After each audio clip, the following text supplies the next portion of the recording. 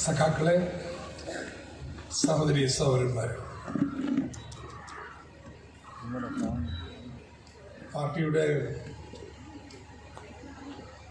ജില്ലാ സമ്മേളനത്തിന് മുന്നോടിയായിട്ടാണ് ഇവിടെ ഇന്ന് ഈ പരിപാടി നടക്കുന്നത്. ഞാനൊരു അരമുക്കാൽ മണിക്കൂറെടുത്ത് ചില കാര്യങ്ങൾ പറയാം. ആർക്ക് വേണമെങ്കിൽ എനിക്ക് ചോദ്യങ്ങൾ എഴുതി തരാം, അല്ലെങ്കിൽ ഇവിടെ വന്ന് ചോദിക്കാം. അവർക്ക് പ്രതികരിച്ചുകൊണ്ട് വീണ്ടും സംസാരിക്കാം. നീണ്ട ഒരു വർത്തമാനത്തിനൊക്കെ നല്ലത് അതായിരിക്കും. ഇന്നലത്തെ കേരളം എങ്ങനെയായിരുന്നു? ഇന്നത്തെ കേരളം എങ്ങനെയാണ്? നാളെ എങ്ങനെയാകാനാണ് പോകുന്നത്? ഇതാണ് ചോദ്യം. ഇന്നലത്തെ കേരളത്തെക്കുറിച്ച് ഇവിടെ ഇരിക്കുന്ന പഴമക്കാരുണ്ട്, അവർ വേണമെങ്കിൽ പറഞ്ഞു തരും. ഇവിടെ ഇരിക്കുന്ന മഹാഭൂരിപക്ഷ ആളുകൾക്കും അവരുടെ പിതാമഹന്മാർക്കിട്ടോ പഠിക്കാൻ അവകാശം ഉണ്ടായിരുന്നില്ല ഈ കേരളത്തിൽ. വിദ്യാലയത്തിൽ, അമ്പലത്തിൽ മാത്രമല്ല, വിദ്യാലയത്തിൽ പ്രവേശനം ഉണ്ടായിരുന്നില്ല, ഭൂസ്വത്തുണ്ടായിരുന്നില്ല, സർക്കാർ ഉദ്യോഗം കിട്ടുമായിരുന്നില്ല. ഇങ്ങനത്തെ ഒരു ജാതി കേരളമായിരുന്നു ഉണ്ടായിരുന്നത്. ഒരു ചെറു ന്യൂനപക്ഷം വരുന്ന സവർണരുടേതാണ് ഭൂമി, അവരുടേതാണ് ഉദ്യോഗങ്ങൾ, അവരുടേതാണ് സ്കൂളുകൾ. അങ്ങനെ ഭൂരിപക്ഷം ആളുകൾക്കും എല്ലാ അവകാശങ്ങളും നിഷേധിക്കപ്പെടുന്നു. എന്ത് അസംബന്ധമാണെന്ന് നോക്കിക്കേ. ഒരു മനുഷ്യൻ മറ്റു മനുഷ്യന് എത്ര ദൂരം നിൽക്കണമെന്ന് അളന്ന് കുറിച്ചു വച്ചിരിക്കുക. ബ്രാഹ്മണനിൽ നിന്ന് നായർ 16 അടി ദൂരത്ത് നിൽക്കണം, ഈഴവനാണെങ്കിൽ 32 അടി ദൂരത്ത് നിൽക്കണം, പട്ടികജാതിക്കാരനാണെങ്കിൽ 64 അടി ദൂരത്ത് നിൽക്കണം, വല്ല ആദിവാസി വല്ലതാണെങ്കിൽ കണ്ണിപ്പെട്ടുകൂടാത്ര ദൂരത്ത് നിൽക്കണം. ഇങ്ങനെ ഒരു ഭ്രാന്താലയമായിരുന്നു ഈ കേരളം. അത് മാറി.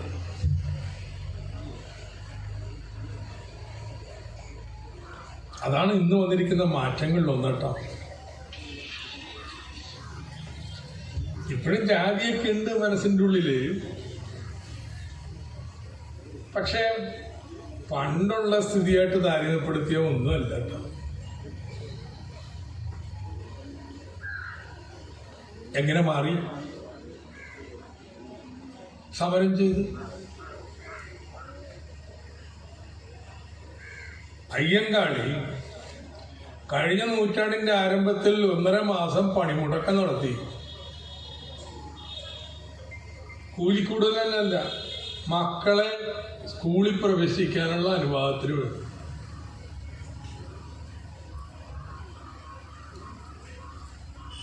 അനുവാദം കിട്ടാൻ വന്നപ്പോ ഒരു പള്ളിക്കൂടം കെട്ടിയുണ്ടാക്കി. അത് ആരും കത്തിച്ചു കളഞ്ഞ രാത്രി. പിന്നെ അങ്ങ് തിരുവനന്തപുരം മുതല് കൊല്ലം വരെ ലഹളാണെന്നു. എല്ലാം വിദ്യാലയ പ്രവേശനത്തിന് വേണ്ടിയിട്ടാട്ടോ, വഴി നടക്കാനുള്ള സ്വാതന്ത്ര്യത്തിന് വേണ്ടിയിട്ട്, തീണ്ടലിനെതിരായിട്ട് ഒക്കെ കേരളത്തിലെ നവോത്ഥാന പ്രസ്ഥാനങ്ങള് ശക്തമായിട്ട് സമരം ചെയ്തതിന്റെ ഫലമായിട്ടാണ് ഇതൊക്കെ മാറിയത്. വെറുതെ മാറിയതല്ല. ഇതിന്റെ ഫലമായിട്ട് സ്കൂളുകൾ വന്നു, ആശുപത്രി വന്നു. പലരും ധരിക്കാം പ്രജാവാത്സല തൽപരരായിട്ടുള്ള പൊണ്ണുതമ്പരാക്കന്മാര് വാത്സല്യം കൊണ്ട് സ്ഥാപിച്ചതാണ് സ്കൂളുകളും ആശുപത്രികളും എന്നൊക്കെയാണ്. ഇതുപോലെ പൊന്നുനമ്പരാക്കന്മാര് ബാക്കി ഇന്ത്യയിലെ പല സംസ്ഥാനത്തും ഉണ്ടായല്ലോ. അവിടെയൊന്നും ഈ മാറ്റം വന്നില്ലല്ലോ. എന്തുകൊണ്ടാ ഇവിടുത്തെ രാജാവിന് മാത്രം ഇങ്ങനെ ചിന്തിക്കാൻ തോന്നിയത്? കാരണം ഇവിടെ അത് വേണമെന്ന് ആവശ്യപ്പെടുന്ന പ്രസ്ഥാനങ്ങളുണ്ടായിരുന്നു. നമ്മുടെ അന്നത്തെ കേരളം ഉണ്ടായപ്പോഴേ മനുഷ്യന്റെ ആയുസ് 47 പ്രായമുള്ളവരില്ല. ശരാശരി ആയുസ് വേണം 47. എന്നാൽ ഇന്ന് 80. ആരോഗ്യം മെച്ചപ്പെട്ടു, എല്ലാവർക്കും വിദ്യാഭ്യാസം ഉണ്ടായി, എല്ലാ കുഞ്ഞുങ്ങളും സ്കൂളിൽ പോണെന്ന്. ഇതൊക്കെ ചെറിയ മാറ്റമല്ല. അന്ന് നമ്മള് പാവപ്പെട്ടവരുടെ കൂലി ചിന്തിക്കാൻ കഴിയുമോ അന്നത്തെ അവസ്ഥയെക്കുറിച്ച്? കേരളത്തിലെ ആദ്യത്തെ മിനിമം കൂലി നിർണ്ണയിക്കാനുള്ള കമ്മിറ്റി കയറിനായിരുന്നു 1953. നമ്മുടെ കൊല്ലം കോളേജിലെ എക്കണോമിക്സ് പ്രൊഫസർ മാത്യു തരകനാണ് ആ കമ്മിറ്റി റിപ്പോർട്ട് എഴുതി തയ്യാറാക്കിയത്. കമ്മിറ്റി തെളിവെടുക്കാൻ വേണ്ടി പോയപ്പോൾ കണ്ട കാര്യങ്ങൾ എഴുതിയത് വായിച്ചാൽ നമ്മൾ വിശ്വസിക്കില്ല. കട്ടൻ കാപ്പി കുടിച്ച് കാലത്ത് 5 മണിക്ക് ജോലിക്ക് വരുന്ന സ്ത്രീകള് ഉച്ചക്ക് പശിയടക്കാൻ വേണ്ടി കഴിക്കുന്നത് എള്ളും പിണ്ണാക്കും ചക്കരയും. രാത്രി വീട്ടിൽ ചെന്നിട്ടാണ് കുറച്ച് കഞ്ഞി വെക്കുന്നത്. അങ്ങനെ ഭക്ഷണമൊന്നും കഴിക്കാത്തതുകൊണ്ട് 15-20 വയസ്സുള്ള സ്ത്രീകള് കണ്ടാൽ 40 വയസ്സ് തോന്നിക്കും എന്നാ കമ്മിറ്റി പറഞ്ഞത്. ആ പട്ടിണിയായിരുന്നു കേരളത്തിൽ. കാരണം വരുമാനം കുറവ്. ഇന്ത്യയിലെ ശരാശരി ആൾക്കുള്ള വരുമാനത്തെക്കാൾ 25% താഴെയായിരുന്നു പട്ടിണിക്കൂലി. ഇന്നോ കേരളത്തിലെ നാട്ടിൻപുറത്തെ കൂലി 700 രൂപയാണ്. ഇന്ത്യയിലെ ശരാശരി നാട്ടിൻപുറത്തെ കൂലി 350 രൂപയാണ്. ഈ ഗുജറാത്തിലെ വലിയ കേമ സംസ്ഥാനമായിട്ട് മോഡി പറഞ്ഞു കിടക്കണത്, അവിടെ 250 രൂപ ഒരു ദിവസത്തെ കൂലി, നാട്ടിൻപുറത്തെ കൂലി. അപ്പോ കേരളത്തിൽ പാവങ്ങൾക്ക് മെച്ചപ്പെട്ട കൂലി എങ്ങനെ നേടിയത്? അത് കേരളത്തിലെ ഇടതുപക്ഷ പ്രസ്ഥാനം ജനങ്ങളെ സംഘടിപ്പിച്ചു ട്രേഡ് യൂണിയൻ ഉണ്ടാക്കി.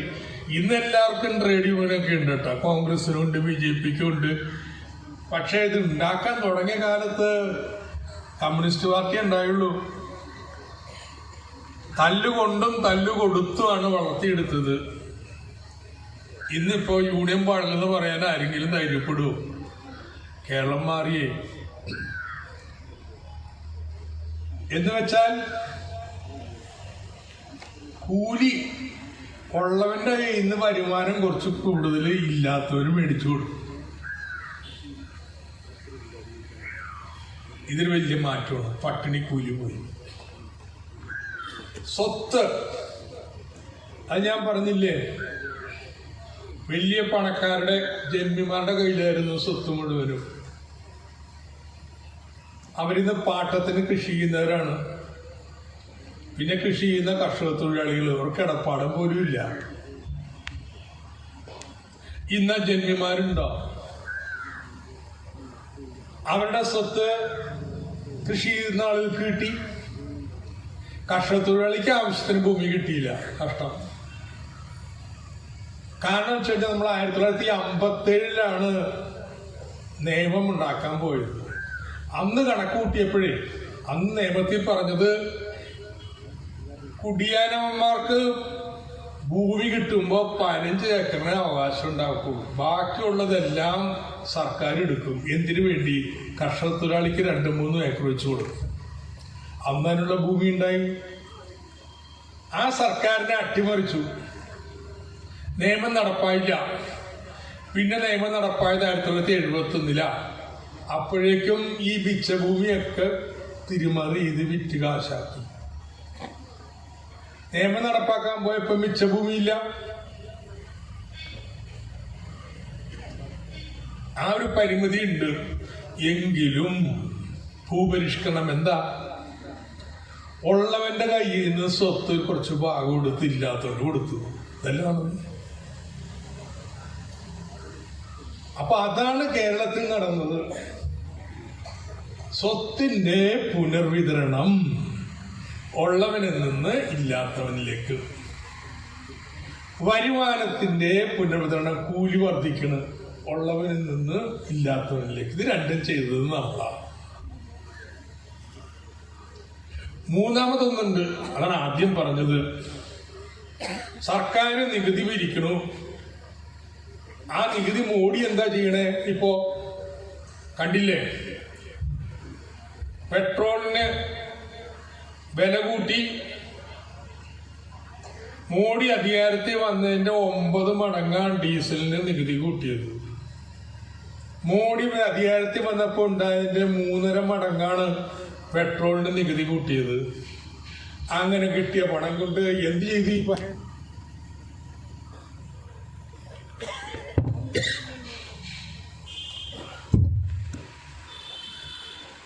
നമ്മുടെ മുതലാളിമാർക്ക് അവര് കൊടുത്തിരുന്ന നികുതിയിൽ 1.5 ലക്ഷം കോടി രൂപയുടെ 1.5 ലക്ഷം കോടി രൂപയുടെ ഇളവ് തരണ്ട. ആരെങ്കിലും ചെയ്യണ ഏർപ്പാടാണ്.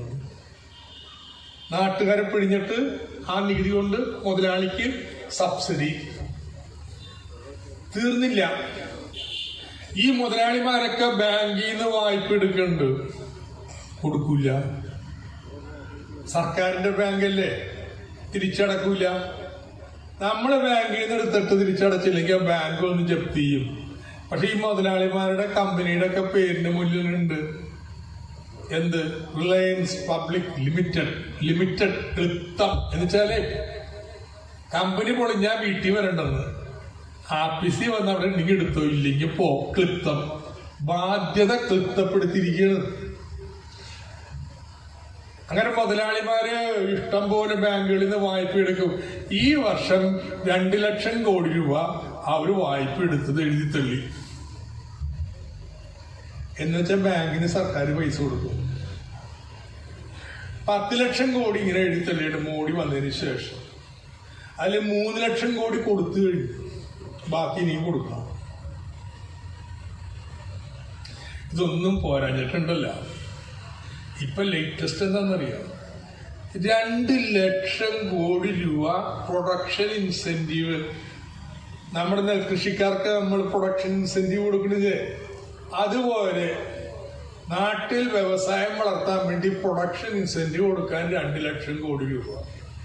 അപ്പൊ മോഡിയുടെ ഏർപ്പാട് ഇതാണ്. നികുതി പിരിച്ചിട്ട് പണക്കാർക്ക് കൊടുക്കാം. കേരളത്തിൽ അങ്ങനെയല്ല. നികുതി പിരിച്ചിട്ട് രാജാവിന്റെ കാലം മുതൽ സമരം ചെയ്ത് സ്കൂളിന് ആശുപത്രിക്കൊക്കെ മുടക്കിച്ചു. പിന്നെ നമ്മൾ അധികാരത്തിൽ വന്നതോടുകൂടി അത് മാറി. നമ്മൾ കൂടുതൽ സ്കൂൾ ആരംഭിക്കാം, ആശുപത്രി ആരംഭിക്കാം, വീട് കൊടുക്കാം, പെൻഷൻ കൂട്ടാം. ഈ നികുതി കൊണ്ട് ചെയ്യുന്നതാ. ഇതൊക്കെ ആർക്ക് വേണ്ടിയിട്ടാ? പാവപ്പെട്ടവർക്ക് വേണ്ടിയിട്ടാ. മോഡി നികുതി പിരിച്ചിട്ട് പണക്കാരന് കൊടുക്കുമ്പോ നമ്മൾ നികുതി പിരിച്ച് പാവപ്പെട്ടവന് കൊടുക്കുക. അവന്റെ കുഞ്ഞുങ്ങൾ പഠിക്കാനുള്ള സ്കൂളുകൾ, 1-ാം തരം സ്കൂള്, നമ്മൾ പഠിക്കണം, മക്കള് പഠിക്കണ സ്കൂളിൽ പോയി നോക്ക്. ഇപ്പൊ കോവിഡ് കഴിഞ്ഞ് തുറന്നില്ലേ? എല്ലാ ക്ലാസ് മുറിയിലും കമ്പ്യൂട്ടർ ഉണ്ട്. നമ്മൾ ആരെങ്കിലും കമ്പ്യൂട്ടർ കണ്ടിട്ടുണ്ട്? ഞാൻ എന്റെ MA കഴിഞ്ഞ്, MPhil കഴിഞ്ഞ്, PhD കഴിഞ്ഞപ്പോഴാ ഒരു കമ്പ്യൂട്ടർ കാണുന്നത്. ഇപ്പൊ കുഞ്ഞുങ്ങൾ കളിക്കണം, 1-ാം ക്ലാസ്സിൽ കമ്പ്യൂട്ടർ തൊട്ട് കളിക്കുക. എല്ലാ സൗകര്യവും. കോവിഡ് വന്ന് ഇന്ത്യ രാജ്യത്ത്, ഇന്ത്യ സർക്കാരിന്റെ കണക്കാ 25% കുട്ടികൾക്ക് എന്തെങ്കിലും ഓൺലൈൻ ക്ലാസ്സിൽ പങ്കെടുത്തിട്ടുള്ളൂ. കേരളത്തിലോ 95% പേരും പങ്കെടുത്തുന്നു. സ്മാർട്ട് ഫോൺ ഇല്ലെങ്കിൽ എങ്ങനെയെങ്കിലും സ്മാർട്ട് ഫോൺ ഉണ്ടാക്കി കൊടുക്കും. സർക്കാർ സൗകര്യങ്ങൾ ഉണ്ടാക്കി കൊടുക്കുന്നു. എങ്ങനെ സഹായിക്കാൻ പറ്റുമെന്ന് നോക്കി നമ്മൾ സ്കൂൾ മെച്ചപ്പെടുത്താനായിട്ട്.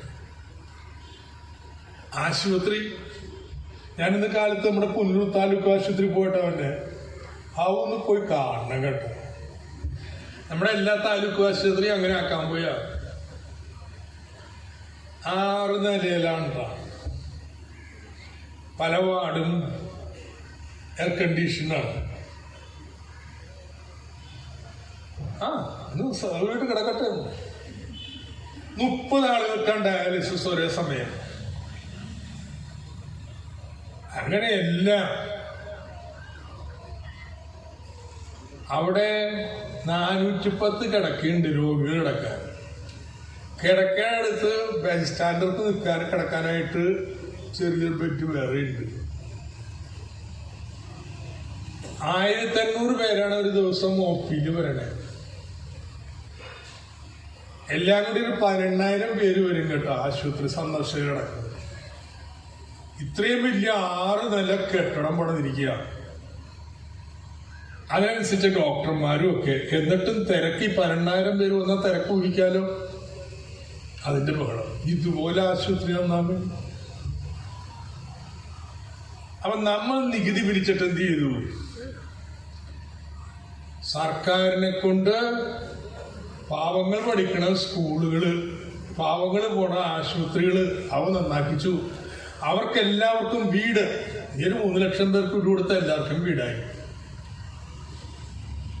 എല്ലാ വീട്ടിലും വൈദ്യുതി, ഇലക്ട്രിസിറ്റി കണക്ഷൻ ഉണ്ട്. എല്ലാ വീട്ടിലും കക്കൂസ്. മോഡിയുടെ ഗുജറാത്തിൽ 40% കക്കൂസ് ഉള്ളു കേട്ടോ. വലിയ വ്യവസായ രാജ്യമൊക്കെ ആയിരിക്കും.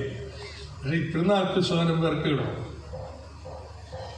ഇനിയിപ്പോ എല്ലാ വീട്ടിലും നമ്മൾ വെള്ളവും കൂടി കൊടുക്കാനുള്ള ഏർപ്പാട് ചെയ്യാം.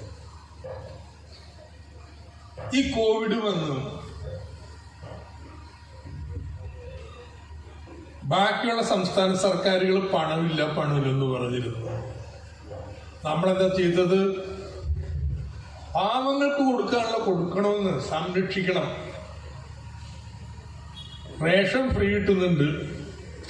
അതിന് പുറമെ കിറ്റ്, പലവ്യഞ്ജനവും വെളിച്ചെണ്ണയും എല്ലാം ചേർത്ത്. ഇനി അതുകൊണ്ടായില്ല, പുറത്തു പോകുമ്പോൾ ഭക്ഷണം കഴിക്കണം.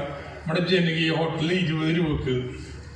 അത്യാവശ്യമാണെങ്കിൽ പണമില്ലെങ്കിൽ അവർക്ക് പോയി കഴിക്കാം. പണം കൊടുക്കണ്ട. അങ്ങനെയുണ്ട്. 10% ഊണ് അങ്ങനെ കൊടുക്കണമെന്ന വെപ്പ്. അതിന് വേണ്ടിയിട്ടാ സർക്കാർ 10 രൂപ ഊണ് വെച്ച് കൊടുക്കുന്നത്. ഭക്ഷണം. ഇനി അത്യാവശ്യം കുറച്ച് കാശൊക്കെ കൈ വേണ്ടി. ഇവിടെ ആരെങ്കിലും സമരം ചെയ്യേണ്ടി വന്നാ കോവിഡ് വരുമ്പോ 1000 രൂപയായിരുന്നു പെൻഷൻ, 1600 ആക്കിയ. ഉമ്മൻചാണ്ടി ഭരിച്ചപ്പോ 2500 കോടി രൂപയാണ് പെൻഷന് വേണ്ടി കൊടുത്തുകൊണ്ടിരുന്നത്. ഈ വർഷം 8500 കോടി രൂപ വേണം കേട്ടോ പെൻഷൻ കൊടുക്കാൻ. അയ്യോ കാശില്ലെന്ന് പറഞ്ഞിരുന്നിട്ടൊന്നുമില്ല. ഇതുകൊണ്ട് തികഞ്ഞില്ലെങ്കിലോ കുടുംബശ്രീ വഴി എല്ലാവർക്കും 2000 കോടി രൂപ വായ്പ. പലിശ സർക്കാർ 4% കൊടുത്താൽ മതി, ബാക്കി സർക്കാർ എടുത്തോളൂ. ഇതാണ് പാവങ്ങളെ രക്ഷിക്കാൻ. അപ്പോ പുനർവിതരണം. വരുമാനമുള്ളവരിൽ നിന്ന് കുറച്ച് വരുമാനം കൂടുതൽ പാവപ്പെട്ടവർക്ക് കൂലി കൂട്ടി. വരുമാനത്തിന്റെ പുനർവിതരണം. ഭൂപരിഷ്കരണത്തിലൂടെ ഉള്ളവരിൽ നിന്ന് ഭൂസ്വത്ത് ഇല്ലാത്തവർക്ക് സ്വത്തിന്റെ പുനർവിതരണം. പിന്നെ സർക്കാർ വഴി സേവനങ്ങളുടെ പുനർവിതരണം. ഇങ്ങനെയൊക്കെ നമ്മൾ ചെയ്തത് കൊണ്ട് നമ്മുടെ നാട്ടിലെ ജനങ്ങൾക്ക് എല്ലാവർക്കും വിദ്യാഭ്യാസമുണ്ട്, കൂടുതൽ മെച്ചപ്പെട്ട ജീവിതമുണ്ട്. ഒരു മനുഷ്യ ജന്മത്തില് ഇന്ത്യയിലെ ശരാശരിയേക്കാൾ ഒരു 15 വർഷം ആയുസ് ഈ കേരളത്തിലുള്ളത് ചെറിയ കാര്യമാണ്. അപ്പൊ ഇന്നത്തെ കേരളം അതാ, ഇന്നലത്തെ കേരളത്തിൽ നിന്ന് മാറ്റി, നമ്മളാ മാറ്റി. പക്ഷെ ഒരു പ്രശ്നമുണ്ട് കേട്ടോ. നമ്മുടെ കുഞ്ഞുങ്ങൾക്ക് നല്ല വിദ്യാഭ്യാസം എല്ലാം കിട്ടി. അപ്പൊ മക്കളുടെ മോഹം അച്ഛനും അമ്മയും ചെയ്യണ ജോലി ചെയ്യാനല്ല, അവന്റെ വിദ്യാഭ്യാസ യോഗ്യതക്കനുസരിച്ച നല്ല ഉദ്യോഗം വേണമെന്ന ഏതെങ്കിലും അച്ഛനും അമ്മക്കും തങ്ങളുടെ മക്കള് തങ്ങൾ ചെയ്യണ ജോലി ചെയ്താൽ മതി എന്ന് ചിന്തിക്കുന്നുണ്ടോ?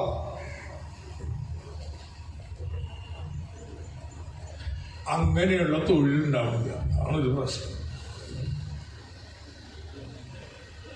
അപ്പൊ ചിലപ്പോ ഇന്ദിരപ്പന്മാര് പറയണത് ഇവര് ഭരിച്ചു കഴിഞ്ഞാൽ ഈ പുതിയ തൊഴിലൊന്നും ഇല്ല, നിക്ഷേപം വരില്ല.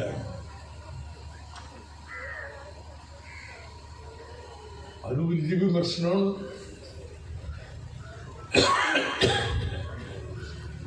നമ്മുടെ സ്കൂളുകള് എല്ലാ കുഞ്ഞുങ്ങളും സ്കൂളിൽ പോണു.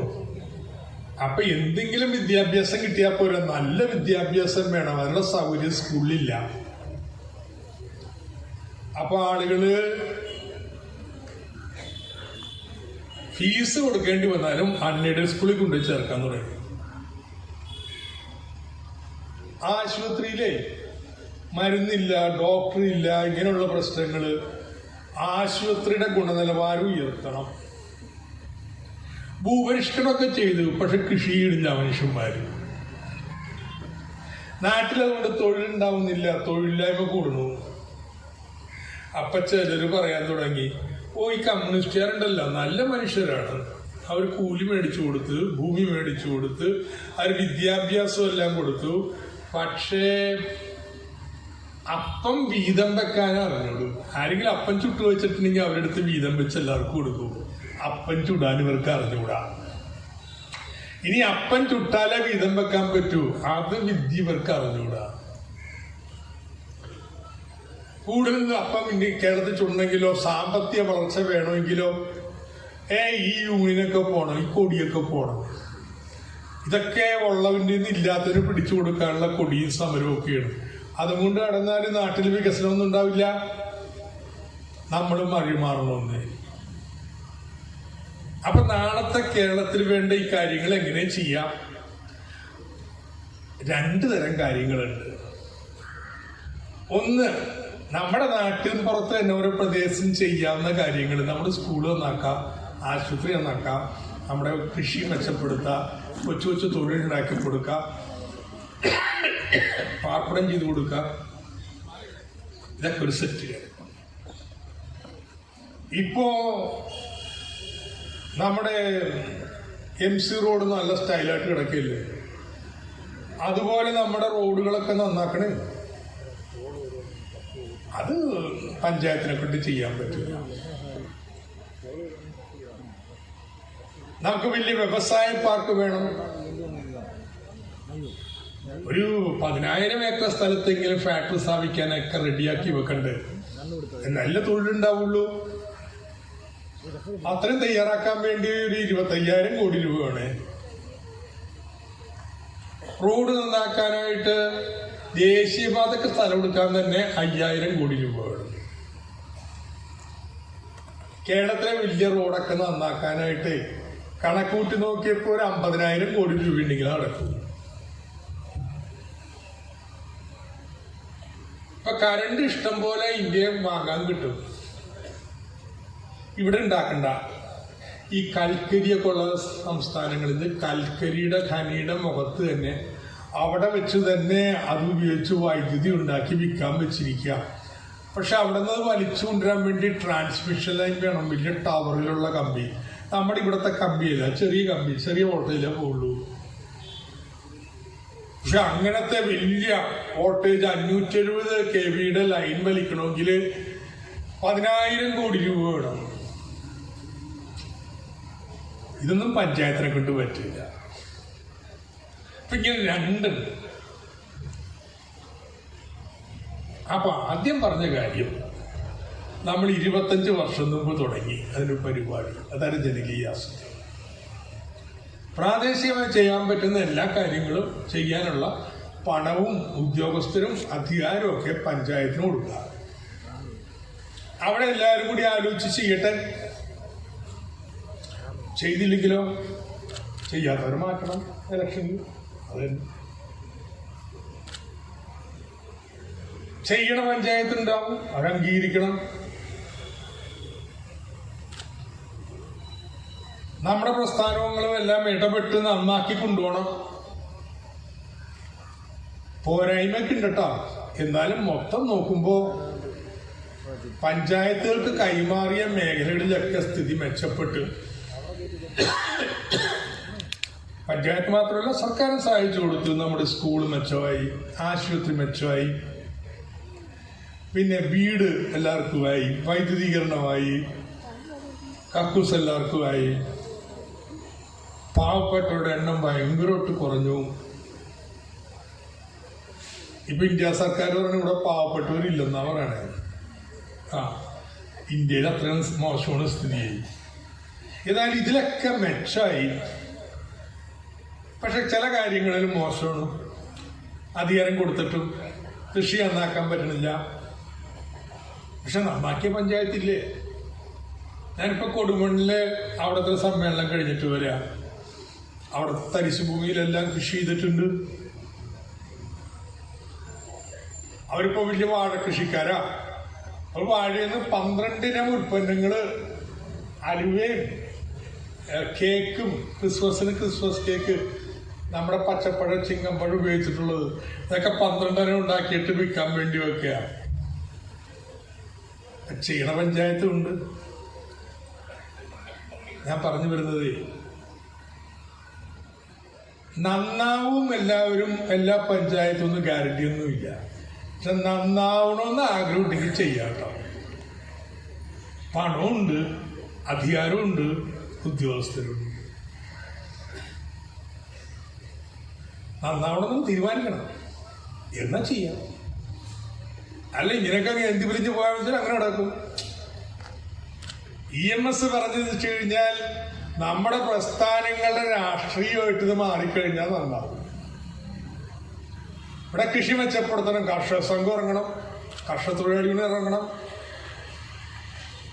ഇതുപോലെ ഓരോ മേഖലയിലും അവകാശത്തിന് വേണ്ടി സമരം ചെയ്ത പോലെ ഈ അധികാരം ഉപയോഗിച്ച് ജനങ്ങളുടെ സ്ഥിതി മെച്ചപ്പെടുത്താൻ ഇറങ്ങണം. അങ്ങനെ നാട് നന്നാവും. അതിപ്പോ നടന്നുകൊണ്ടിരിക്കുകയാണ്. അപ്പൊ അതിപ്പോ ലോകപ്രസിദ്ധമാണ് കേട്ടോ. ഈ കേരളത്തിൽ മാത്രം ഇങ്ങനെ നടന്നുള്ളൂ, ഇന്ത്യയിലെങ്കിലും നടന്നില്ല. രാജീവ് ഗാന്ധിയുടെ 73-74 ഭരണഘടനാ ഭേദഗതിയുടെ അടിസ്ഥാനത്തിലാണല്ലോ നമ്മളുടെ ജനകീയ ആസൂത്രണം ആരംഭിച്ചത്. ഈ സർക്കാരിന്റെ തുടക്ക വർഷത്തിലായിരുന്നു 73-74 ഭരണഘടനാ ഭേദഗതിയുടെ 25ാം വാർഷികം. ഈ ഇന്ത്യ മഹാരാജ്യത്തിലെ കേരളത്തിൽ മാത്രമാണ് അത് ആഘോഷിച്ചത്. കോൺഗ്രസ് ഭരിക്കുന്ന സംസ്ഥാനത്ത് പോലും മറന്നുപോയി. ഞാൻ ഞങ്ങളോട് ചോദിച്ചപ്പോഴാണ് ഇങ്ങനെയാണല്ലോ എന്ന് ഓർക്കുന്നത്. ഞാനും ഫിലിപ്പോസും കൂടി ഒരു കമ്മിറ്റിയിൽ അംഗമായിരുന്നു കേട്ടോ. നമ്മുടെ ഇന്ത്യ രാജ്യത്തെ പഞ്ചായത്തുകളൊക്കെ നന്നാക്കാന്നുള്ളത്. അപ്പോ അതിന് മണിശങ്കരയ്യ എന്നുള്ള മന്ത്രിയായിരുന്നു എൻ്റെ ഉസ്താദ്. അദ്ദേഹത്തെ കഴിഞ്ഞ പ്രാവശ്യം കണ്ടപ്പോ അത് ഗുണം പിടിക്കില്ല. അദ്ദേഹം പറയണ് ഒരാൾക്കും ചിന്തയില്ല, അതിന്റെ വാർഷികം പോലും ആഘോഷിക്കാനായിട്ട് യോഗം നടത്താൻ കോൺഗ്രസ് പറ്റിയില്ല എന്ന് അദ്ദേഹം എന്നോട് രഹസ്യം പറയും. അപ്പൊ നമ്മുടെ കേരളത്തിൽ ഇതൊക്കെ നമ്മൾ മുന്നോട്ട് കൊണ്ടുപോകണം. നമ്മുടെ കുടുംബശ്രീ, കോവിഡ് വന്നു, കുടുംബശ്രീയുടെ നേട്ടം ഞാൻ പറയാം. വരുമാനമില്ല, തൊഴിൽ പോയില്ലേ. കുറച്ചൊക്കെ കിറ്റൊക്കെ സർക്കാർ തന്നു, എന്നാലും കാശിന് കാശ് തന്നെ വേണ്ടത്. അപ്പൊ അങ്ങനെ വരുമ്പോഴാണ് നമ്മൾ കടം എടുക്കണത്. കോവിഡ് വന്നപ്പോ ബാങ്കുകൾ കടം കൊടുക്കണം അവസാനിപ്പിച്ചു. ബാങ്കുകളോട് മന്ത്രി പറയുന്നുണ്ട് കടം കൊടുക്കാൻ വേണ്ടി പണം അനുവദിക്കുന്നു. പാക്കേജിന്റെ ഭാഗമായി 10 ലക്ഷം കോടി ബാങ്കുകൾക്ക്. പക്ഷെ ബാങ്കുകൾ കടം കൊടുക്കൂല. കാരണം കൊടുത്ത് തിരിച്ചു കിട്ടുന്നില്ല, മൊറട്ടോറിയമാണ്. അപ്പൊ ഇനി പുതിയത് കൊടുക്കണില്ല, ഒരു ബാങ്ക് കൊടുക്കുന്നില്ല. എന്തെങ്കിലും ഉപായമൊക്കെ പറഞ്ഞ് കൊടുക്കാതിരിക്കുക. കേരളത്തിലോ കണക്കുണ്ടെന്ന്. കേരളത്തിലെ 60% കുടുംബങ്ങളും കുടുംബശ്രീന്ന് വായ്പ എടുത്തു. 2000 കോടി രൂപ കുടുംബശ്രീ വഴി വായ്പ കൊടുത്തു. ഇന്ത്യ രാജ്യത്ത് വിരങ്ങും നടന്നിട്ടില്ല, ഈ കേരളത്തിൽ നടന്നിട്ടുള്ളൂ. കേരള സർക്കാരും അങ്ങനെ തന്നെ ഇരുന്നിട്ടാ. ഞാൻ പറഞ്ഞില്ലേ, പെൻഷൻ കൂട്ടി, കിറ്റ് കൊടുത്ത്. അപ്പോ ഇന്ത്യയിലൊരു നിയമമുണ്ട്, കടം മേടിക്കണ പണം എടുത്ത് പെൻഷൻ കൊടുക്കാൻ പാടില്ല, ക്ഷേമപ്രവർത്തനം പാടില്ല, ശമ്പളം പാടില്ല, അതൊന്നും ചെയ്യാൻ പാടില്ല. അതുകൊണ്ട് റോഡും പാലവും കെട്ടിടമൊക്കെ പണിയാനേ പാടുള്ളൂ, ആസ്തികൾ ഉണ്ടാക്കാനേ പാടുള്ളൂ, കടമെടുത്താൽ. ഇപ്പൊ വലിയ നിയമമൊക്കെ പാസ്സാക്കി വെച്ചിരിക്കുകയാണ്. നമ്മൾ ആ നിയമം അനുസരിക്കാറില്ല. അപ്പൊ മീശഴിച്ച് കേന്ദ്ര സർക്കാർ വരും, എന്താണ് നിങ്ങളുടെ റവന്യൂ കമ്മി കൂടിയിരിക്കുന്നു, നമ്മുടെ പത്രക്കാർ എഴുതിക്കൊണ്ടിരിക്കുന്നത്. എന്താ എന്റെ മറുപടി എന്നറിയോ? റോഡിലും പാലത്തിലും നിക്ഷേപിക്കുന്ന മാത്രമല്ല നിക്ഷേപം, ഈ വിദ്യാഭ്യാസത്തിന് മുടക്കുന്ന പണം നിക്ഷേപമാണ്, മനുഷ്യനുള്ള നിക്ഷേപമാണ്. ഇവർക്ക് ഈ വിദ്യാഭ്യാസം ഉള്ളതുകൊണ്ട് ഗൾഫിൽ ഇപ്പോൾ പണിയെടുത്ത് ഈ നാട്ടുകാർ പണിയിട്ടുണ്ടാക്കുന്നതിന്റെ 1/3 വരുന്ന തുക ഗൾഫിൽ നിന്ന് നമുക്ക് അയച്ചു തരുന്നത്. അതുകൊണ്ട് ഇത് ക്യാപിറ്റൽ എക്സ്പെൻഡിച്ചറാണ്, നിക്ഷേപമാണ്. അതുകൊണ്ട് എനിക്ക് നിങ്ങളുടെ അക്കൗണ്ടിങ് രീതിയുടെ കുഴപ്പമാണ്, നിങ്ങളുടെ കണക്കെഴുതി രീതിയുടെ കുഴപ്പമാണെന്ന് നമ്മൾ പറഞ്ഞിരിക്കും. പക്ഷെ നിയമമാണ്. അപ്പൊ ബാക്കി സംസ്ഥാനത്തെ മന്ത്രിമാരൊക്കെ ഇതൊന്ന് വിശ്വസിച്ച് ഇതിമ പിടിച്ച് ആണയിട്ടാണ് ജീവിക്കുന്നത്. ഇവരുടെ ട്രഷറിയിൽ വായ്പ എടുത്ത് പണം വരുന്നു. ഇത് ഈ പ്രവർത്തനങ്ങൾക്കൊന്നും ചെലവഴിക്കാൻ പാടില്ല. അപ്പൊ എന്തിട്ടു? റോഡും പാലും ഒക്കെ ബില്ല് വരുമ്പോഴല്ലേ കൊടുക്കാൻ പറ്റൂ. ട്രഷറിയിൽ, ഖജനാവില് മിച്ചം കിടക്കിയ പണം അത് ഓരോ വർഷം കഴിക്കുമ്പോൾ കൂടുമ്പോഴാണ്. ഞാൻ 2006 മന്ത്രിയായപ്പോ എന്റെ ആദ്യത്തെ ബഡ്ജറ്റ് പ്രസംഗത്തിൽ ഞാൻ ഇതിനെക്കുറിച്ച് 2 പേജ് പ്രസംഗിച്ചിട്ടുണ്ട്. അന്ന് 50,000 കോടിയായിരുന്നു ഇങ്ങനെ ട്രഷറി മിച്ചം കിടന്നത്. ഇത്തവണ മന്ത്രിയായി കഴിഞ്ഞപ്പോ നോക്കിയപ്പോ 1.5 ലക്ഷം കോടി രൂപയാണ് മിച്ചം കിടക്കുന്നത്. ഞാൻ ഇവിടെ ഒരു മന്ത്രിയോട് ഞാൻ ചോദിച്ചു, അല്ല ഇത് ചെലവഴിച്ചുകൂടെ, അല്ല സ്കൂളോ ഒക്കെ തുടങ്ങിക്കൂടെ? അത് നിങ്ങളുടെ കേരളത്തിൽ പോലെയല്ല, നമുക്ക് സ്കൂളൊക്കെ പെട്ടെന്ന് അങ്ങനെ തുടങ്ങാൻ പറ്റും, ഈ പണം ചെലവാക്കാൻ വിഷമിക്കണേ. അപ്പൊ ഞാൻ പറഞ്ഞു, എല്ലാ കഷ്ടത്തോടേക്ക് 1000 രൂപ വെച്ച് മാസം വെച്ച് കൊടുക്കാം. അപ്പൊ ഇയാൾക്കിത് മനസ്സിലാവണില്ല, ഞങ്ങൾ കളിയാക്കണമെന്നാ വിചാരിക്കണേ. ഞാൻ പറഞ്ഞു, മിസ്റ്റർ, ഞങ്ങളുടെ നാട്ടില് കഷ്ടത്തോടെ പെൻഷനായിട്ട് ഇത്രയും പേർ കൊടുക്കുന്നുണ്ട്, അത് കൊടുക്കും വേണം, ചെയ്യില്ല. പക്ഷെ ഞാൻ വിചാരിച്ചു കോവിഡ് വന്നപ്പോ ഈ 1.5 ലക്ഷം കോടി ഇങ്ങനെ കിടക്കണ്ടല്ലോ, അതൊക്കെ ചെലവാക്കും. അങ്ങനെ ഞാൻ വിശ്വസിച്ചിരിക്കുകയായിരുന്നു.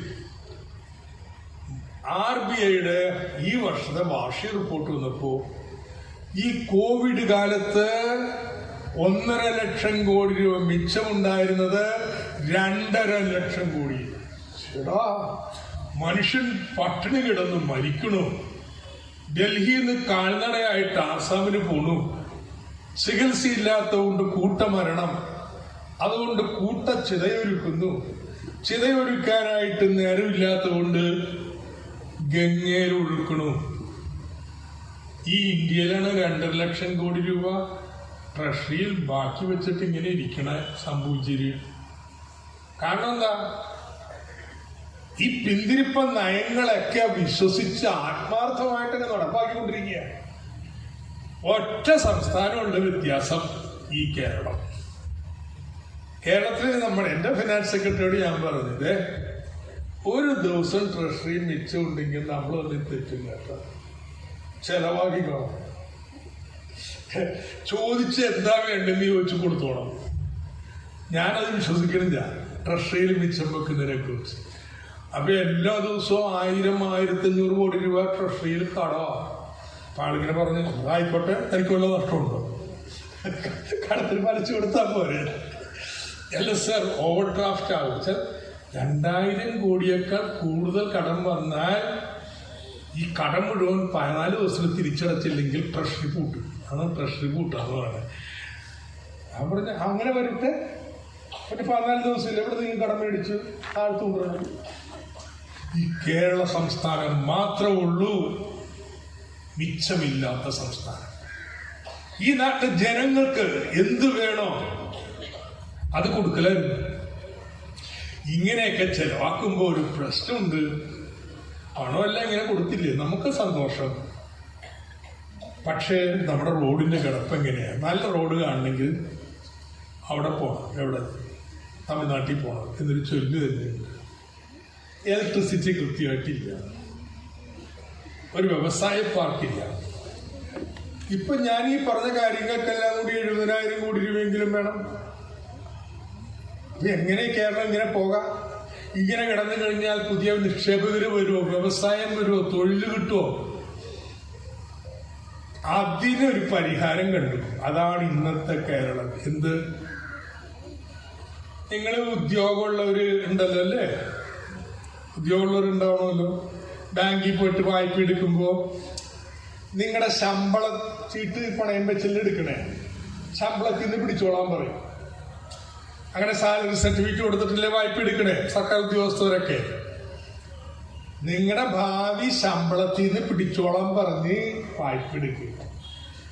ഇതുപോലൊരു ട്രിക്ക് നമ്മളൊരു കമ്പനി ഉണ്ടാക്കി, കിഫ്ബി ഫിലിപ്പോസ് പറഞ്ഞു. ആ കമ്പനിക്ക് നമ്മുടെ മോട്ടോർ വണ്ടികളുടെ ഒക്കെ നികുതി പിരിച്ചു കിട്ടുന്നതിന്റെ പാതി എല്ലാ വർഷവും കൊടുക്കാം എന്ന് നിയമസഭ നിയമം പാസ്സാക്കി. അപ്പൊ നിങ്ങൾക്ക് ശമ്പളം കിട്ടുന്ന പോലെ ഈ കമ്പനിക്ക് എല്ലാ വർഷവും വലിയൊരു തുക കിട്ടിക്കൊണ്ടിരിക്കും. നമ്മുടെ ഈ കമ്പനി എന്ത് ചെയ്യും? വലിയ ബാങ്കുകള് വിദേശത്തും ഒക്കെ ചെന്നിട്ട് പറയും, കണ്ടില്ല നിയമം, ഞങ്ങളുടെ നിയമപ്രകാരം ഞങ്ങൾക്ക് ഇങ്ങനെ വരുമാനം കിട്ടും, അത് ഈട് വെച്ച് ഞങ്ങൾക്ക് കുറച്ച് പണം താ.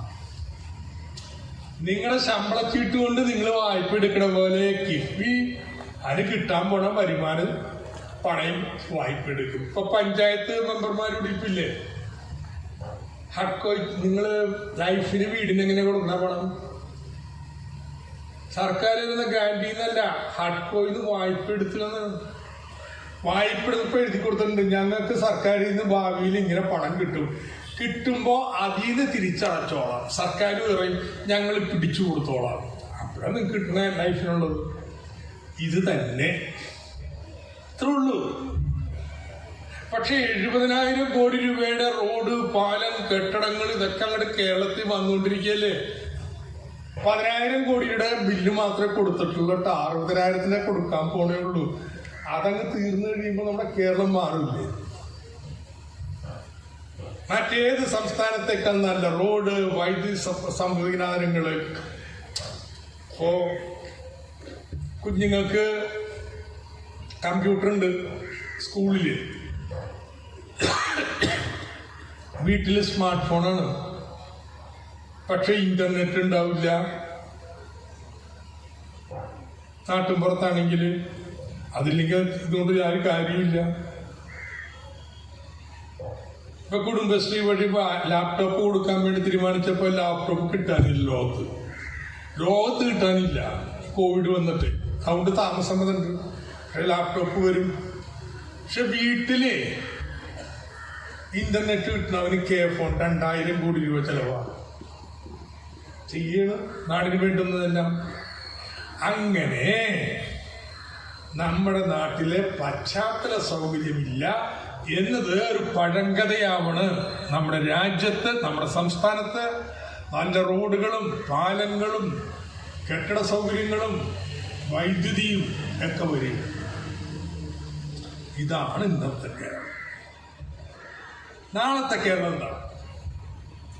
ഇത് ഉപയോഗിച്ച് നല്ല ഉദ്യോഗം കേരളത്തിൽ ഉണ്ടാക്കണം.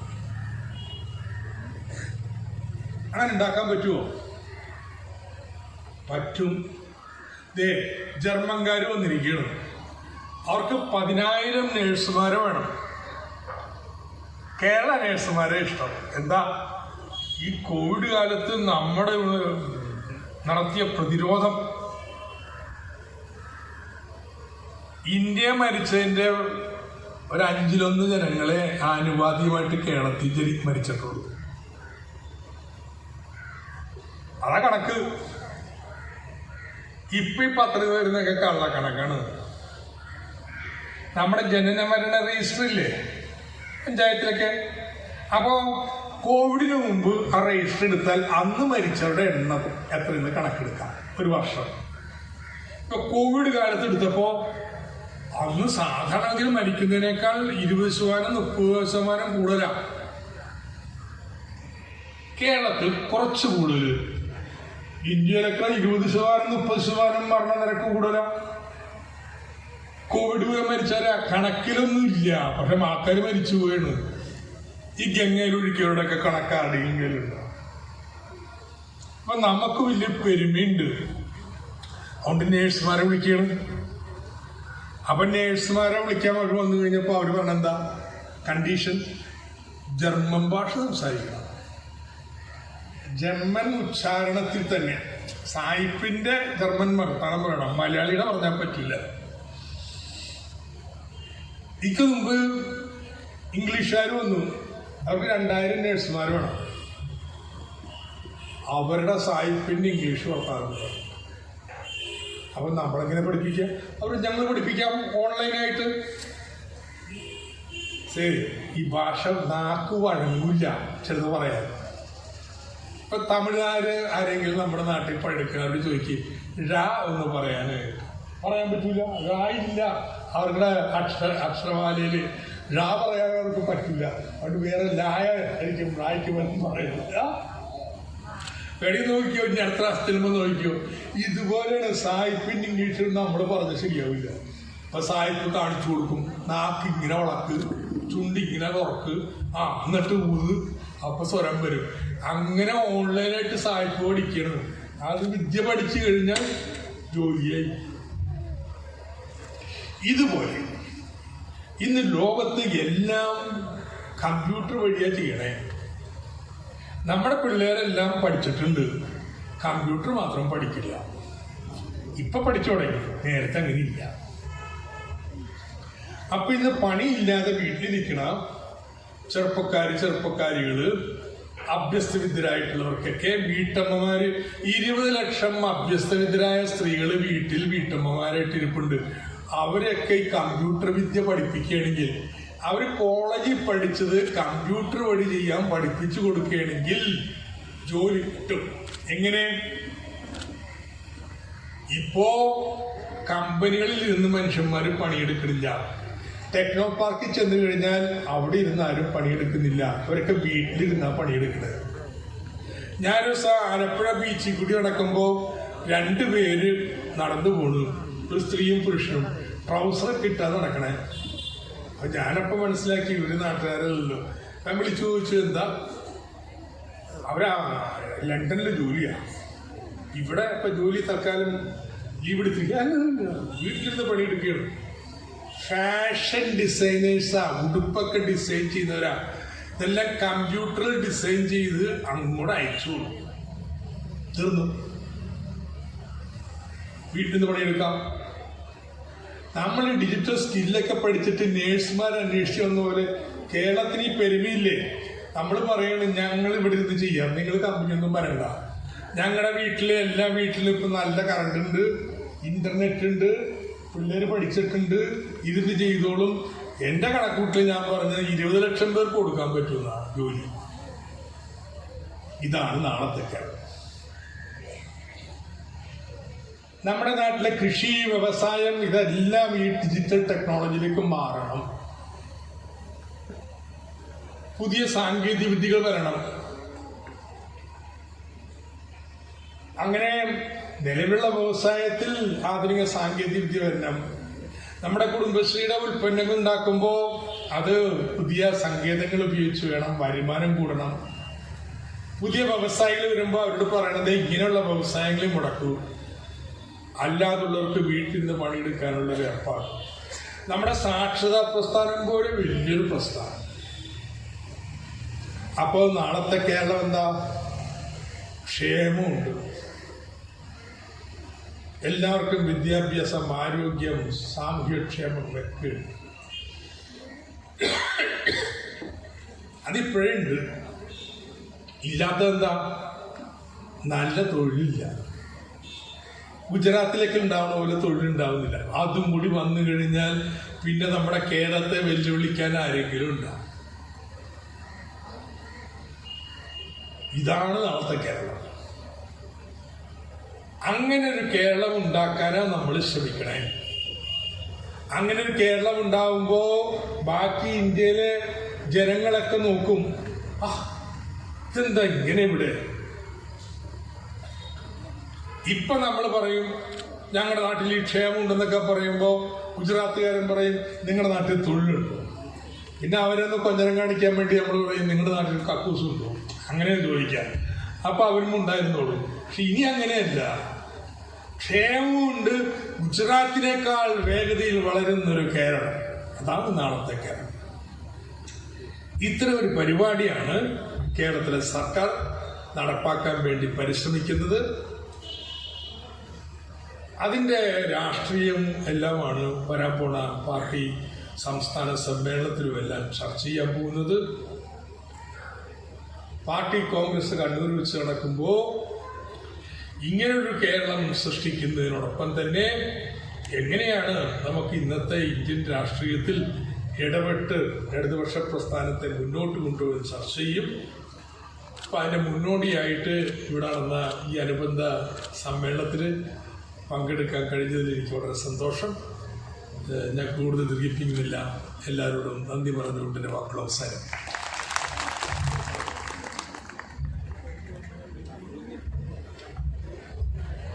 ചോദ്യങ്ങൾ ഉണ്ടെങ്കിൽ എത്രയും പെട്ടെന്ന് വേദിയിലെത്തിക്കണം.